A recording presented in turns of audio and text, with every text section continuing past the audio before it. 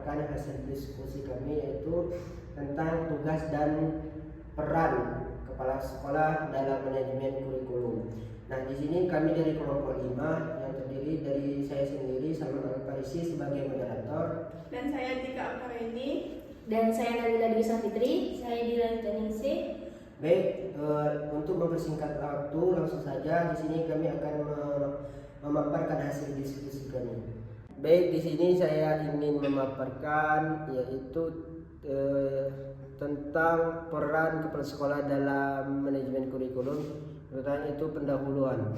Di sini kepala sekolah adalah guru yang diberikan tugas tambahan untuk memimpin suatu sekolah yang diselenggarakan proses belajar mengajar atau tempat terjadinya interaksi antara guru yang memberi pembelajaran dan murid yang menerima pembelajaran. Kepala sekolah memiliki tanggung jawab dan peran begitu besar dan penting untuk mempertanggungjawabkan terhadap sistem kinerja di dalam sekolah tersebut.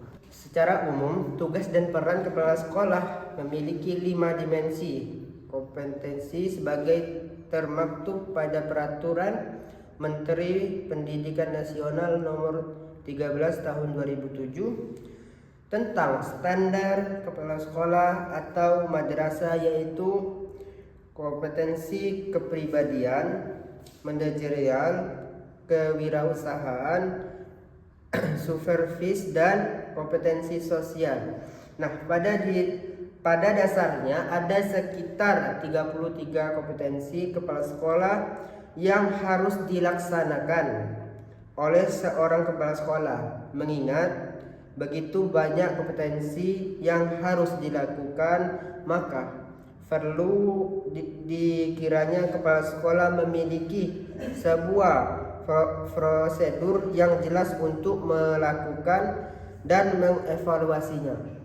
Baiklah, saya di sini akan melanjutkan materi dari teman saya tadi.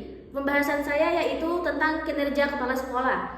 Seorang kepala sekolah hendaklah memahami bentuk apa aja yang menjadi tugasnya dan perannya di sekolah. Jika kepala sekolah mampu memahami tugas dan perannya sebagai kepala sekolah, ia akan mudah menjalankan tugasnya, terutama berkenaan dengan manajemen sekolah yang akan dikembangkannya sendiri.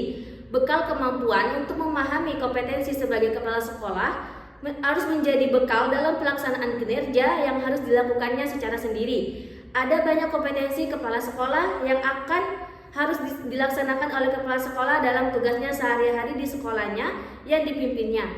Selanjutnya yaitu kompetensi untuk kepala sekolah ini secara umum sama, baik ini untuk jenjang pendidikan taman kanak-kanak maupun jenjang pendidikan sekolah menengah ataupun pendidikan sekolah atas.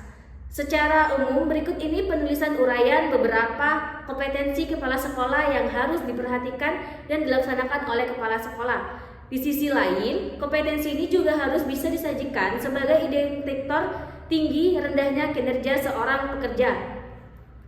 Kinerja kepala sekolah dapat dipahami sebagai upaya yang harus dilakukan seorang kepala sekolah dalam melakukan tugasnya dan perannya sebagai kepala sekolah. Baik, di sini saya akan melanjutkan materi tentang tugas dan peran kepala sekolah dalam manajemen kurikulum. Tugas dan peran kepala sekolah harus dimiliki berkenaan dengan manajemen kurikulum, yaitu berhubungan dengan kompetensi kepala sekolah dalam memahami sekolah sebagai sistem yang harus dipimpin dan dikelola dengan baik. Di antaranya adalah pengetahuan tentang manajemen itu sendiri. Sebagai contoh, kepala sekolah harus mampu memahami kinerja sebagai seorang kepala sekolah dalam hal mengidentifikasi dan mengembangkan jenis-jenis input sekolah. Yang selanjutnya yaitu mengembangkan proses sekolah atau proses belajar mengajar, mengorganisasikan pengambilan keputusan, memperdayaan, memotivasikan, ataupun pemantauan. Selanjutnya yaitu tugas dan peran kepala sekolah yang berkenaan dengan manajemen kurikulum. Terdapat pada kompetensi manajerial, yaitu pertama, menyusun perencanaan sekolah atau madrasah untuk berbagai tingkat perencanaannya. Yang kedua yaitu mengembangkan organisasi sekolah atau madrasah sesuai dengan kebutuhannya. Yang ketiga yaitu memimpin sekolah atau madrasah dalam rangka mendayagunakan sumber daya sekolah atau madrasah secara optimal. Selanjutnya yaitu mengelola perubahan dan pengembangan sekolah. Yang kelima yaitu menciptakan budaya dan iklim pembelajaran peserta didik. Selanjutnya yaitu mengelola sarana dan prasarana sekolah. Selanjutnya yaitu mengelola hubungan sekolah, mengelola peserta didik dalam rangka penerimaan peserta didik baru. Saya akan melanjutkan materi dari teman saya tadi, yaitu pendekatan kinerja kepala sekolah. Pendekatan menilai kinerja kepala sekolah bisa dilakukan dengan berbagai cara, diantaranya bisa dilakukan dengan pendekatan ekspositoris. Pendekatan ini cukup efektif jika kebanyakan kinerja kepala sekolah mengacu kepada kompetensi-kompetensi sekolah berdasarkan rumusan kompetensi yang diuraikan di atas. Pendekatan yang dapat dikembangkan diantaranya yang pertama, pendekatan berdasarkan perencanaan program kerja kepala sekolah. Yang kedua, pendekatan berdasarkan proses kinerja kepala sekolah. Yang ketiga, pendekatan berdasarkan produk atau hasil dari kinerja kepala sekolah. Dan yang keempat, pendekatan dampak dari pemanfaatan produk kinerja kepala sekolah. Keempat pendekatan tersebut tentunya harus disesuaikan dengan kondisi dan budaya kepala sekolah, baik secara pribadi maupun budaya sekolah secara sistematik. Pendekatan ini pada dasarnya bisa merupakan satu-satunya atau bisa saja hanya digunakan satu secara terpisah. Baik, materi selanjutnya adalah rencana kegiatan tindak lanjut atau RKTL kinerja kepala sekolah. Setelah melakukan penilaian terhadap beberapa atau seluruh kompetensi kinerja kepala sekolah, perlu dirumuskan rencana strategis untuk kegiatan selanjutnya. Rencana tidak lanjut ini berupa penyusunan program untuk memotivasi kepala sekolah untuk bagian-bagian kinerja berdasarkan kompetensi yang ada dan cenderung yang masih kurang. Bentuk rencana kegiatan tidak lanjut ini pada dasarnya dapat berupa sebuah rencana kegiatan selanjutnya, atau dapat juga hanya berupa kesimpulan dan bentuk penerapan dari hasil kesimpulan yang sudah dirumuskan. Dapat disimpulkan bahwa rencana kegiatan tidak lanjut ini diharapkan memiliki dua dampak, yaitu terhadap sasaran yang dievaluasikan dan pelaku yang melakukan evaluasi. Keduanya diharapkan memperoleh dampak positif dan aktivitas perencanaan tidak lanjut ini. Sebagai contoh, untuk dampak bagi sasaran evaluasi, yaitu kepala sekolah sudah barang tentu akan memperoleh sejumlah perlakuan atau kegiatan dan lanjutan penerapan yang mesti dilakukan oleh kepala sekolah di lingkungan sekolah. Selanjutnya saya akan membahas tentang prosedur pengembangan kurikulum dengan pendekatan fungsi manajemen. Yang pertama ada perencanaan. Perencanaan merupakan langkah awal dalam manajemen kurikulum. Menurut Tehani Handoko dalam Rusman tahun 2008, perencanaan adalah penilaian atau penetapan tujuan organisasi dan penentuan strategi, kebijakan, proyek, program, prosedur, metode, sistem, dan anggaran standar. Yang kedua ada perorganisasian kurikulum.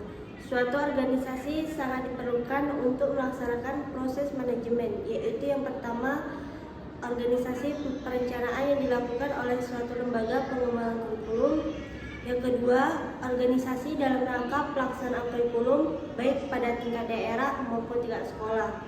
Yang ketiga, ada organisasi dalam evaluasi kurikulum yang melibatkan berbagai pihak dalam proses evaluasi kurikulum. Dan yang ketiga, lagi ada implementasi. Implementasi merupakan pelaksanaan kurikulum di lapangan. Menurut Rusman pada tahun 2008, hal yang penting untuk diperhatikan dalam pelaksanaan atau implementasinya yaitu adalah bahwa seorang guru akan termotivasi untuk mengerjakan sesuatu.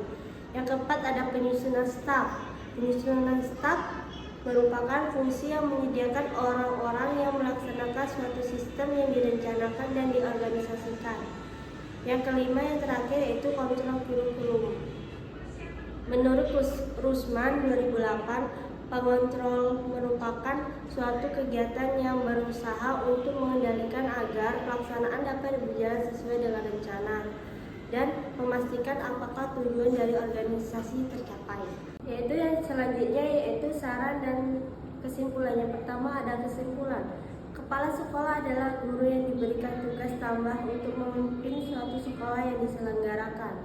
Proses belajar mengajar atau tepat terjadi interaksi antara guru yang memberi pelajaran dan murid yang menerima pembelajaran. Baik, demikian pemaparan hasil diskusi kelompok kami, yaitu tentang peran kepala sekolah dalam manajemen kurikulum. Kami menyadari bahwa banyak kesalahan dalam penyampaian tadi dan kekurangan. Mohon maaf. Cukup sekian dari kelompok kami. Sekian, terima kasih. Wassalamualaikum warahmatullahi